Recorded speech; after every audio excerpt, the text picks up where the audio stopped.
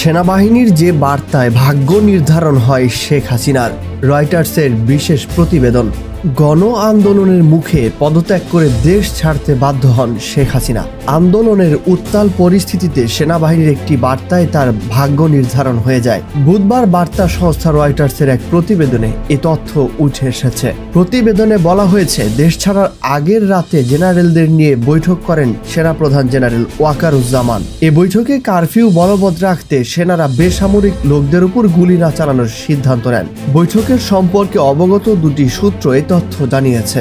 ভারতীয় এক কর্মকর্তার বরাতে রয়টার্স জানিয়েছে, রাতে বৈঠকের পর সকালে শেখ হাসিনার সরকারি বাসভবন গণভবনে যান সেনাপ্রধান জেনারেল ওয়াকারুজ্জামান। তিনি শেখ হাসিনাকে জানান, দেশ জুড়ে জারি করা কারফিউ বাস্তবায়নে সেনারা অপারগতা প্রকাশ করেছে। ওই কর্মকর্তা জানান, সেনাপ্রধানের বার্তায় সাফ জানিয়ে দেওয়া হয় যে শেখ হাসিনার প্রতি আর সেনাবাহিনী সমর্থন নেই। শেখ হাসিনার কাছে দেওয়া বার্তা এবং ঊর্ধ্বতন সামরিক কর্মকর্তাদের মধ্যকার অনলাইন বৈঠকে বিস্তারিত আগে প্রকাশিত হয়নি। তবে ওই বৈঠকের বার্তায় সেনাবাহিনীর সমর্থন হারানোর বিষয়টি স্পষ্ট হয়ে যায়। ঘটনার এই বিবরণ থেকে বোঝা যায় যে গত 15 বছরের শাসনামলে ভিন্নমত খুব কমই সহ্য করেছেন শেখ হাসিনা।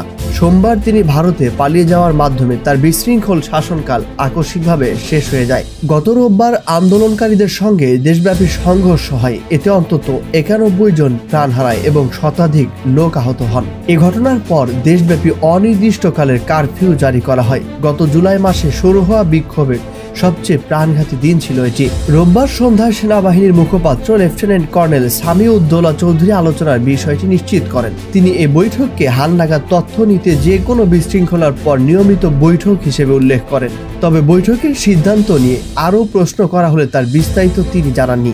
মঙ্গলবার ডয়েচে ভেলেতে দেওয়া এক সাক্ষাৎকারে জয় বলেন, একদিন আগে শেখ হাসিনা সিদ্ধান্ত নিয়েছিলেন। তার এই সিদ্ধান্তর বিষয়ে আমরা কয়েকজন শুধু জানতাম। তিনি পদত্যাগ করার ঘোষণা দেবেন এবং সংবিধান অনুযায়ী ক্ষমতা হস্তান্তর করার পরিকল্পনা করেছিলেন। জনগণ গণভবনের দিকে অগ্রসর হলে আমরা ভয়ে বললাম, আর সময় নেই, তোমাকে এখনই বের হয়ে যেতে হবে। বার্তা সংস্থা রয়টার্স গত সপ্তাহের ঘটনাবলীর বিষয়ে অবগত এমন 4 জন সেনা কর্মকর্তা এবং এসব ঘটনার কাছ থেকে দেখেছেন দুটি সূত্র সহ 10 জনের সঙ্গে কথা বলেছে। শেষ 48 ঘন্টার বিষয় জানতে তাদের সঙ্গে যোগাযোগ করেছে সংবাদ মাধ্যমটি। তাদের অনেকে নাম প্রকাশ না করার শর্তে এই বিষয়ে কথা বলেছেন। শেখ হাসিনা গত 30 বছরের মধ্যে 20 বছর বাংলাদেশের শাসন ক্ষমতায় ছিলেন। গত জানুয়ারিতে হাজারো বিরোধী নেতাকর্মীকে গ্রেফতারের পর চতুর্থ মেয়াদে নির্বাচিত হন। যদিও বিরোধী দল এই নির্বাচন বর্জন করেছিল। সরকারি চাকরিতে কোটা সংস্কার ইস্যুতে এই আন্দোলনের সূত্রপাত হয়। এরপর এ আন্দোলনে দ্রুত হাসিনাকে ক্ষমতাচ্যুত করার আন্দোলনের রূপ নেয়। আন্দোলনের মধ্যে শেখ হাসিনার প্রতি সমর্থন প্রত্যাহারের বিষয়ে নিজের সিদ্ধান্ত নিয়ে প্রকাশ্যে কোনো ব্যাখ্যা দেননি সেনাপ্রধান। সেনাবাহিনীর 3 জন সাবেক জ্যেষ্ঠ কর্মকর্তা বার্তা সংস্থা রয়টার্সকে বলেন, বিক্ষোভের মাত্রা এবং কমপক্ষে 241 জন প্রাণ হারানোর কারণে যে কোনো মূল্যে হাসিনাকে সমর্থন করা যায় না। অবসরপ্রাপ্ত brigadier general M Sakhawat Hossain বলেছেন, সেনাদের মধ্যে অনেক অস্বস্তি ছিল। হয়তো এই বিষয়টি সেনাপ্রধানের উপর চাপ সৃষ্টি করেছে, কেননা সেনারা বাইরে ছিল, তারা কি ঘটনা ঘটেছে তা দেখছেন। সেনাপ্রধান জেনারেল ওয়াকারুজ্জামান বৈবাহিক সূত্রে হাসিনার আত্মীয়। গত শনিবার শেখ হাসিনার প্রতি তার সমর্থন নড়বড়ে হওয়ার লক্ষণ দেখা যায়। সেদিন তিনি একটি অলংকৃত কাঠের চেয়ারে বসেছিলেন। এ সময় শতাধিক উর্দিধারী সেনা কর্মকর্তার মত বিনিময় সভায় বক্তৃতা করেছেন তিনি। সেনাবাহিনী পরে এই আলোচনার কিছু বিবরণ প্রকাশ্যে আনে। সেনাবাহিনীর মুখপাত্র বলেন, সেনাপ্রধান জীবন রক্ষা করার ঘোষণা দেন। তিনি কর্মকর্তাদের ধৈর্য ধরার আহ্বান জানান। এটি সেনাবাহিনী জোরপূর্বক সহিংস বিক্ষোভ দমন না করার এ বিষয়টি হাসিনাকে অরক্ষিত অবস্থায় ফেলে। এরপর গত সোমবার কারফিউ অমান্য করে অবসরপ্রাপ্ত সেনা কর্মকর্তারা রাস্তায় নেমেছিলেন। তাদের মধ্যে অবসরপ্রাপ্ত ব্রিগেডিয়ার জেনারেল মোহাম্মদ শাহিদুল আলম খানও ছিলেন। তিনি বলেন, সেনাবাহিনী আমাদের বাধা দেয়নি। তিনি যা অঙ্গীকার করেছিলেন সেনাবাহিনী তা করেছে। শেখ হাসিনার স্বল্প সময়ের সিদ্ধান্ত। দেশব্যাপী অনির্দিষ্টকালের কারফিউ ঘোষণার প্রথম দিন গেল সোমবার গণভবনের ভেতরে ছিলেন শেখ হাসিনা।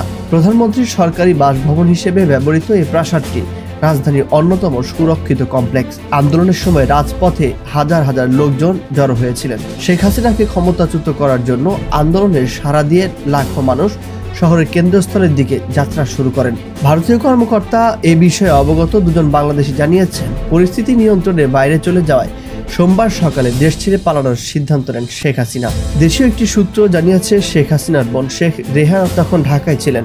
তারা পরিস্থিতি নিয়ে আলোচনা করে একসঙ্গে দেশ ছাড়েন। স্থানীয় সময় দুপুরের দিকে তারা ভারতের উদ্দেশ্যে রওনা হন। মঙ্গলবার ভারতের পররাষ্ট্রমন্ত্রী এস জয়শঙ্কর দেশটির সংসদে বলেছেন, যোগাযোগ থাকা বাংলাদেশের বিভিন্ন রাজনৈতিক শক্তিকে আলোচনার মাধ্যমে জুলাই মাস জুড়ে পরিস্থিতির সমাধানের জন্য আহ্বান জানিয়েছিল ভারত। কিন্তু কারফিউ উপেক্ষা করে সোমবার ঢাকায় জনতা জড়ো হওয়ায় হাসিনা নিরাপত্তা বাহিনীর কর্তৃপক্ষের শীর্ষ কর্মকর্তাদের সঙ্গে বৈঠকের পর পদত্যাগের সিদ্ধান্ত নেন। খুব সংক্ষিপ্ত নোটিশে তিনি তখনকার মতো ভারতে আসার জন্য অনুমোদন চেয়ে অনুরোধ জানিয়েছেন। তিনি ভারতীয় আরেক কর্মকর্তা বলেন, ঢাকার পরবর্তী সরকারের সঙ্গে দিল্লির সম্পর্কে নেতিবাচক প্রভাব পড়তে পারে এমন আশঙ্কায় কূটনৈতিকভাবে শেখ হাসিনার অবস্থান সাময়িক হতে হবে বলে জানিয়ে দেওয়া হয়। তবে এ বিষয়ে ভারতের পররাষ্ট্র মন্ত্রণালয় থেকে তাৎক্ষণিক কোনো মন্তব্য পাওয়া যায়নি। এরপর সোমবার বিকেলে শেখ হাসিনাকে নিয়ে বাংলাদেশ বিমান বাহিনীর একটি বিমান ভারতের হিন্ডন বিমান ঘাঁটিতে অবতরণ করে। সেখানে ভারতের ক্ষমতাধর জাতীয় নিরাপত্তা উপদেষ্টা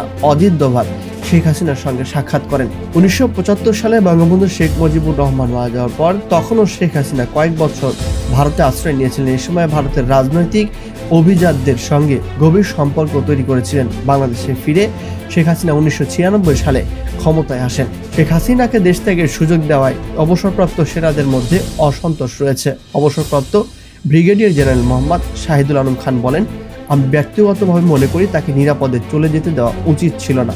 এটা একটা বোকামি ছিল।